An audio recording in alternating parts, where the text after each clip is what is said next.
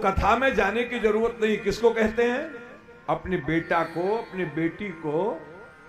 बेटा को कहते तुम दुकान देखो, बेटी को कहते तुम अपनी पढ़ाई करो, तुम्हें कथा में जाने की जरूरत नहीं है। महात्मा जी एक दिन पूछ लिए एक बूढ़े बाप से कि सेठ जी आप तो कथा में आते हो लेकिन बच्चों को नहीं भेजते हो। बोले महाराज क्या बताऊं,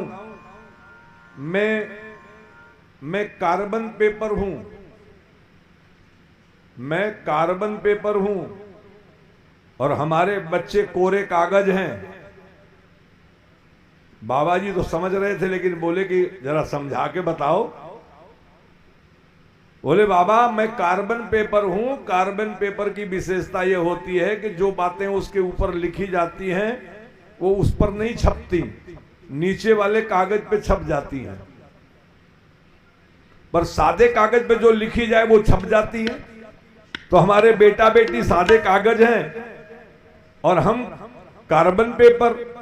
तो हमको चाहे जितना आप उपदेश दीजिए, हम उपदेश आपका सुनते हैं और फिर नीचे लिख देते हैं, नीचे वालों के लिए अपने नाम पर कुछ रखते नहीं हैं। तो बच्चों को भेजा करो। महाराज मैंने कहा ना आपको बच्चों को भेज दें, बच्चे हमारे कोरे कागज हैं, आप कोई उपदेश करोगे उनको छप जाएगी पर वो उसका पालन करने लगेंगे तो हमारा कारोबार कौन देखेगा? ओ घर का काम कौन करेगी? ओ इसलिए बेटा बेटी को आप लाना नहीं चाहते हो कि बेटा बेटी भगवान की भक्ति में लग जाएंगे तो 1 घंटे जो पोंछा लगाते हैं घर में, झाड़ू लगाती हैं घर में, ये सब काम छोड़ करके नहा करके सवेरे मंदिर में अगरबत्ती दिखाने में लग जाएंगे तो पोंछा कौन लगाए, झाड़ू कौन लगाए? इसलिए महाराज हमको कथा नहीं सुनवानी।